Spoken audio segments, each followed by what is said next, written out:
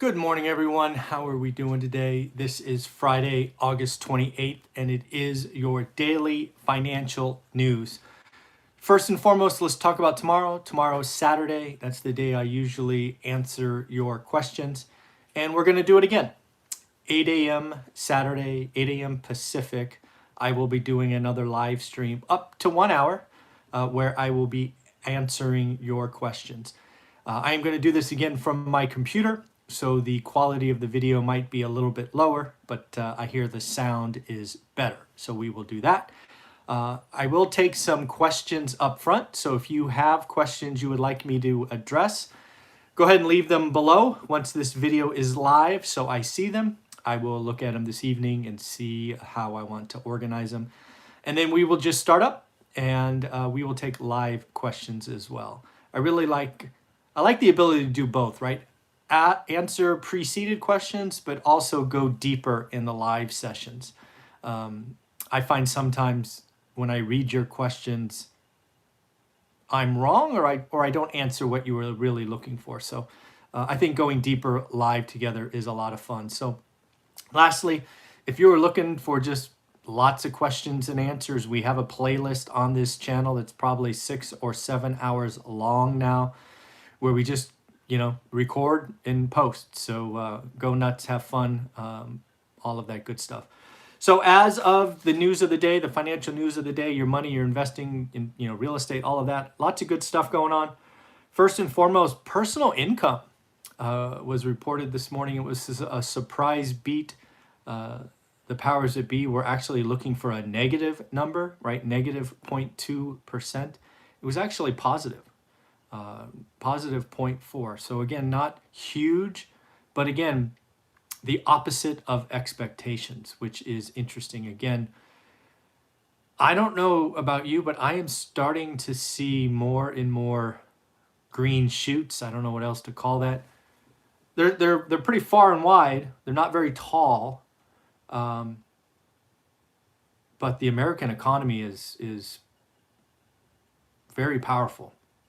And I'm starting to see some green shoots. Still, don't get me wrong, lots of pain ahead, especially if the politicians don't help us finish that bridge that they built with the first four stimulus packages. Would be a real shame to see this struggle into the election, into the end of the year. So personal income was up. Looks like Nancy Pelosi, says that we are at a tragic impasse. That's unfortunate, given that they are of service to the American public. To be fair, yesterday I talked about the Republicans proposing a skinny deal, basically unemployment, testing, schools. There was one more that I'm forgetting. But that hasn't happened yet. So in fairness, we can't have a all-out no until we have a proposal. So I would tell, Mitch, I guess? Put the proposal out there, force her to say no. That will be very telling if that happens. The other thing that I saw yesterday that I thought was crazy, Nancy is told Biden not to debate Trump. Are you kidding me? Are you trying to hand him the election? I mean, that would be a strategic mistake, I think. As I think there are still lots of Americans that are undecided. There are clearly, and I get them all the time on this channel, left or right, pro, against. I see them all. I'm in the middle. I haven't made up my mind. But yeah, if there's no debates, there's no discussions, that would be a very strategic, weak move, on top of hiding in a basement and all these other things. I want to see him. I want to see him have a discussion, see if it spins out of control or we have some real stuff. So I think I don't know what she's talking about. She's from California. I'm from California, so I don't know. We don't see eye to eye, I guess. Crazy. Another thing is. Forbearance is going to get a more and more topic. We have seen forbearances the last couple of weeks kind of trend lower, meaning people are coming out of the program. it's starting to turn around, which is exactly what I told you would happen, I don't know, 3 weeks ago when the unemployment wasn't extended. People are hurting. People are definitely hurting. And not only are we seeing no longer a removal of people from forbearance, but we have seen 75% of the people in the program. So if we round that to 4 million for easier math, that means 3 million of the 4 have asked for an extension. That's not good, right? So that's not good. So we are talking about that. That is 7.4% of all mortgages. So that is good. I did see this morning that 5 states are paying out the 300 that was done via the executive order. I wrote down Arizona, Louisiana, Mississippi, Tennessee, and Texas. I'm sure there are more coming, but these were the first 5 to start paying it out, which again it's not a bridge, it's not a complete thing. It is definitely a Band-Aid, best he could do, given the creation or allocation of capital is not in the executive branch's hands. It comes from Congress. So that was interesting. I saw Coca-Cola this morning talking about a restructuring plan. That's code for layoffs. Yeah, that is interesting. They're putting aside $350 to $550 million for this restructuring plan. To be clear, I expect a lot of companies to have restructuring plans. Coca-Cola in this case is going to streamline their product portfolio. Read, cut brands. This crisis is forcing people to accelerate lots of things, brick and mortar to online, urban to suburbs. This is going to be winners and losers. It's going to happen. Sometimes financial news truly shocks me, and the following one I could have never saw coming. I wonder if you saw it coming, but it looks like Walmart, yes, Walmart, the big retailer, wants to be a majority owner of TikTok. Wow, TikTok. I did not see that coming.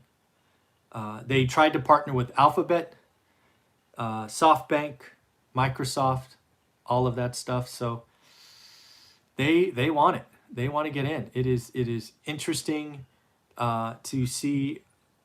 I guess they want it for. It got to be for advertising, right? It's got to be for getting at the younger generation. TikTok skews younger. I've been thinking about this for a day since I saw that note about TikTok wanting to be a majority owner, or I'm sorry, Walmart wanting to be a majority owner of TikTok. Interesting, just interesting. Now that the conventions are over, right? We had the Democratic convention yesterday. The Republican convention just finished yesterday. Anybody change their mind, or did everybody already have their choice ready-made? Seems like a lot of people already know which way they want to go. There doesn't seem to be a lot of undecided, I guess they call it. Just curious, anybody change their mind? I don't know. I think a lot of people are already on one side or the other. So we'll see if that, we'll see what happens going forward. I talked yesterday about the Fed doing inflation averaging. The Fed is out today talking about inflation up to 3%. 3%. I'm thinking about that, and my call to buy single family homes is why not, right? If you can get an interest rate on a 30-year mortgage at, say, 2 3/4, and then we get an inflation tick up to 3% for a little while, I mean, that's like free money, right? I mean, yeah, and again, inflation helps on rent, inflation helps on values. I mean, lots of upside, I think, owning real estate with inflation. As Jonathan talked about yesterday, the upside to inflation in multifamily is not as great because you have debt that needs to be refinanced every 3, 5, 7, or 10 years. It's not 30-year fixed. You also have rent control issues in some markets. If inflation picks up but rent control is in the way, that could be a problem. That is some interesting stuff to watch. And then I don't know if you saw this, but it looks like New Zealand's stock market. This doesn't hit the press here very often, but I did see it come across one of my financial news rags talk about New Zealand's stock market has been getting a denial of service attack the last 4 days. They're being hit with a DDoS attack, and it is disrupting their stock market. That's got to shake your confidence a little bit, I would think. It does sound like they're back at it today. It sounds like it was a Monday through Thursday thing. That's scary just to think about. So lots of stuff going on. I am going to do another couple of live streams this morning. I think my first interview is at 8:30. I've been preparing to do a live stream on what's the best first investment, single family, small multi, or big multi. I think that's a question I get a lot that I just want to have recorded. And I'm thinking about doing another one that mortgage forbearance does not equal REOs and foreclosures, because there's all these new investors in YouTube channels talking about the tsunamis of forbearance, and I just don't see it. So I think I might do those kind of live streams here either before or after my interviews today. Take care, everyone. Remember, Saturday, live stream taking questions. If you want, leave questions below that I will come and answer first, and then we'll get into the live stream tomorrow at 8 o'clock. Take care. Bye.